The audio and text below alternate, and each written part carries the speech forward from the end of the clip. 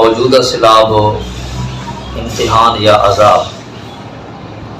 اکثر لوگوں سے یہ کلمات شنید میں آئے ہیں کہ یہ اللہ تعالیٰ کا عذاب تھا، ہمارے گناہوں کی وجہ سے آیا، ہمارے عملوں کی سزا ہے۔ اس بارے ضروری وضاحت۔ قرآن پاک سورۃ شورى کی آیت نمبر 30، وَمَا أَصَابَكُم مِّن مُّصِيبَةٍ فَبِمَا كَسَبَتْ أَيْدِيكُمْ وَيَعْفُو عَن كَثِيرٍ۔ اس آیت سے معلوم ہوا کہ جو تکلیفیں اور مصیبتیں مومنین کو پہنچتی ہیں، اکثر ان کا سبب ان کے گناہ ہوتے ہیں۔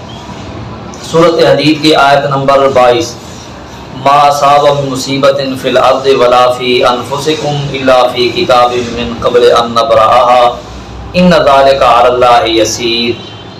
اس آیت کریمہ سے معلوم ہوتا ہے کہ جو مصیبت زمین میں آئے، قحط سالی، سیلاب، غرق، صواعق، اور جو مصیبتیں تمہاری جانوں میں آئیں، بیماریاں، اپنی اولاد کا غم وغیرہ، یہ سب کچھ زمین کی پیدائش سے پہلے لوح محفوظ میں مرقوم تھا۔ ابھی تک انسان پیدا بھی نہ ہوئے تھے کہ یہ سب کچھ اللہ تعالیٰ کے علم میں تھا کہ اس طرح ہونا ہے، ہوگا۔ سورۃ حدید کی آیت نمبر 23، لِكَيْ لَا تَأْسَوْا عَلَىٰ مَا فَاتَكُمْ وَلَا تَفْرَحُوا بِمَا آتَاكُمْ۔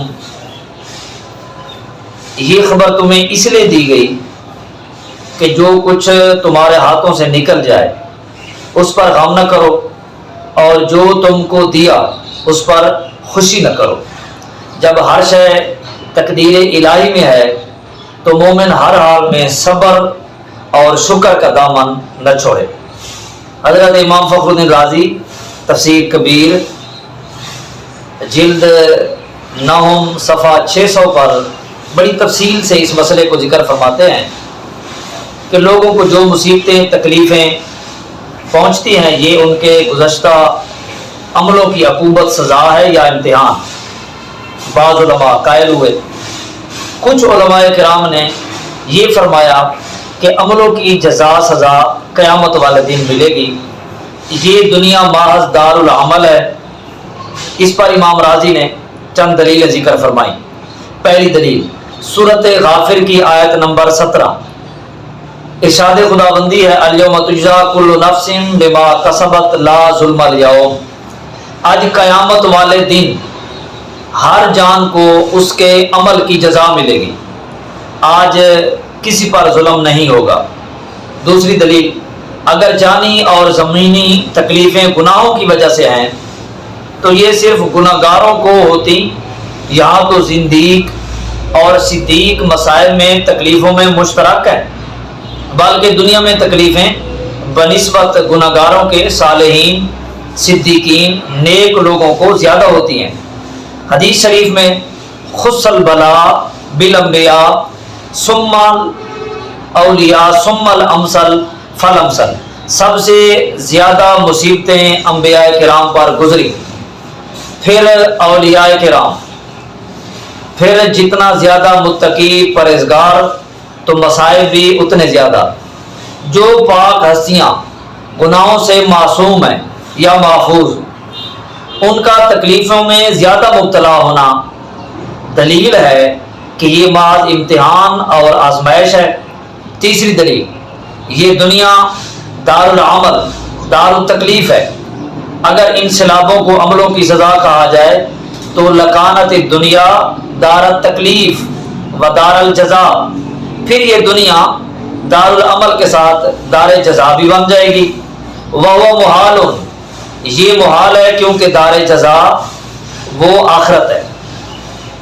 فَقَالُوا إِنَّ حُصُولَ هَذِهِ الْمَصَائِبِ يَكُونُ مِن بَابِ الْإِمْتِحَانِ فِي التَّكْلِيفِ لَا مِن بَابِ الْعُقُوبَةِ كَمَا فِي الْحَقِّ الْأَنبِيَاءِ وَالْأَوْلِيَاءِ۔ دنیا میں ساری تکلیفیں مومنین کے لیے گناہوں پر سزا عذاب نہیں، بلکہ یہ امتحان آزمائش کے قبیلے سے ہیں، جس طرح نبیوں ولیوں کے حق میں امتحان ہے۔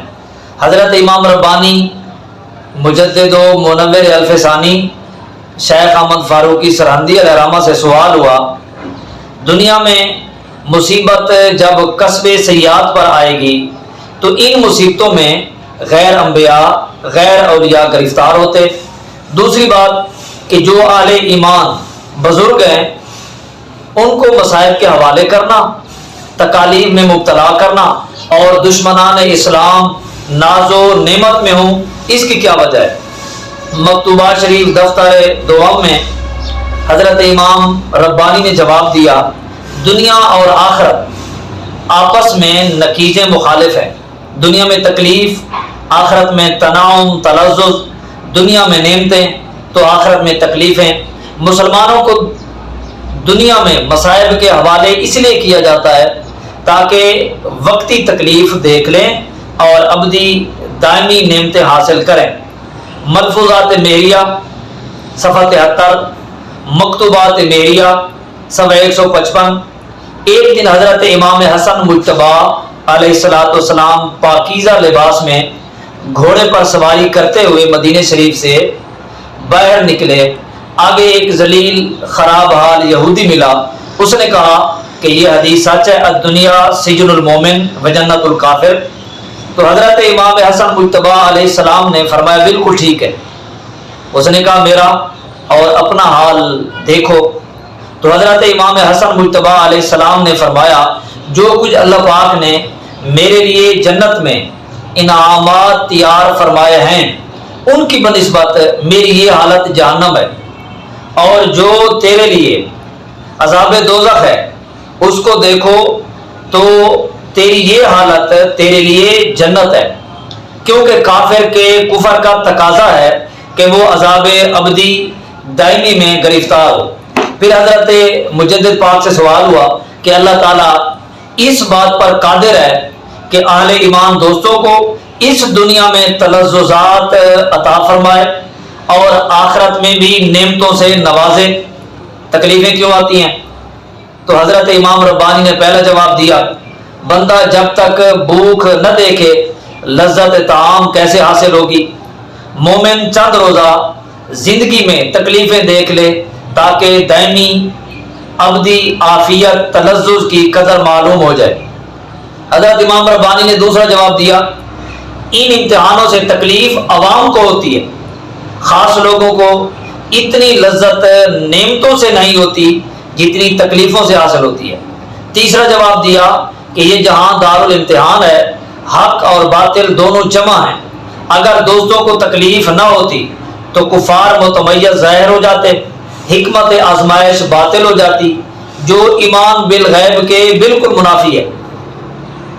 اللہ پاک نے دشمنوں کی آنکھ میں خاک ڈالی، اپنے محبوبوں کو آزمایا اور نعمت عظیمہ عطا فرمائی۔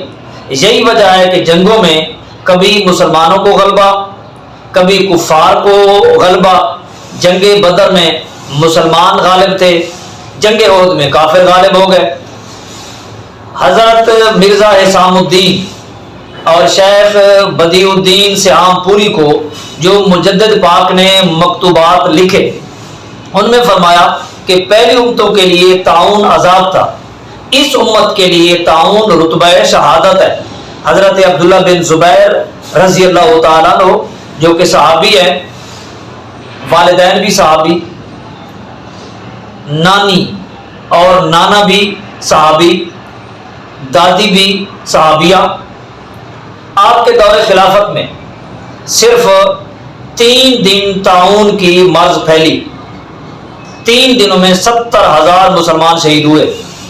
حضرت انس بن مالک رضی اللہ تعالیٰ عنہ کو نبی پاک علیہ الصلوۃ والسلام کی دعا کی برکت سے کثرت اولاد سے اللہ پاک نے نوازا۔ ان 3 دنوں میں حضرت انس بن مالک کے گھر سے 83 جنازے اٹھے، حضرت عبد الرحمن بن ابی بکر رضی اللہ تعالیٰ عنہ کے گھر سے ان 3 دنوں میں 40 جنازے اٹھے۔ جس طرح طاعون کو عذاب نہیں کہہ سکتے، اسی طرح سیلاب پانی میں ڈوب جائے تو حضرت خواجہ محمد غیث الدراز کے والد گرامی نے اپنی تصنیف میں اس کو شہیدوں میں شمار کیا۔ اگر یہ عذاب ہوتے تو شہادت کس طرح حاصل ہوتی؟ ابن عساکر کی حدیث پاک میں آیا کہ مومن کو کانٹا چبھے تو یہ بھی اس کے گناہوں کا کفارہ ہے۔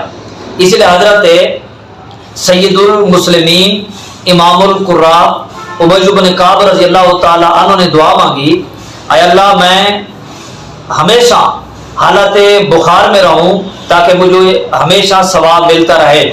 یہ سیلاب مسلمانوں کے لیے بہت بڑی آزمائش تھی، پتہ نہیں کتنے لوگ بے گھر ہوئے، کتنے دن راتیں بھوکے پیاسے رہے، کتنی خوف والی کیفیت تھی جو آج تک صوبہ سندھ میں جاری ہے، کتنی جانیں چلی گئیں، لوگوں کے باغات اور تیار فصلیں ختم ہو گئیں، مکان، قیمتی سامان، یہ سب کچھ پانی میں بہہ گیا۔ اتنی تکلیف پر مومن اللہ کی تقدیر پر راضی ہے۔ یہ اسلام ایمان کی خوبی ہے کہ مسلمان کڑے امتحان میں ثابت قدم رہتا ہے، مگر منافق کو یہ توفیق نہیں ملتی۔ سورۃ بقرہ کی آیت نمبر 155 ارشاد ربانی ہے، وَلَنَبْلُوَنَّكُمْ بِشَيْءٍ مِّنَ الْخَوْفِ وَالْجُوعِ وَنَقْصٍ مِّنَ الْأَمْوَالِ وَالْأَنفُسِ وَالثَّمَرَاتِ وَبَشِّرِ الصَّابِرِينَ الَّذِينَ إِذَا أَصَابَتْهُمْ مُصِیبَۃٌ قَالُوا إِنَّا لِلَّهِ وَإِنَّا إِلَیْهِ رَاجِعُونَ اولئک علیہم صلوات من ربہم ورحمۃ واولئک هم المہتدون۔ جو اہل ایمان ان مسائل میں صبر کرتے ہیں ان کے لیے بشارت کے ساتھ اللہ کی طرف سے ان پر صلوات اور رحمتیں نازل ہوتی ہیں۔ ان تکلیفوں سے گناہگاروں کے گناہ معاف ہوتے ہیں، اللہ تعالیٰ کے نیک بندوں کے درجات بلند ہوتے ہیں۔ اس لیے محبوبان خدا اللہ کی دی ہوئی تکلیفوں پر شکر کرتے تھے۔ امام العاشقین حضرت خواجہ غلام فرید چشتی کوٹ مٹھن والے آپ فرماتے ہیں، لکھ لکھ سول ہزاراں دکھڑے، سو سو شکر جو آیوم پکھڑے، بے شک ضرب حبیب زبیب۔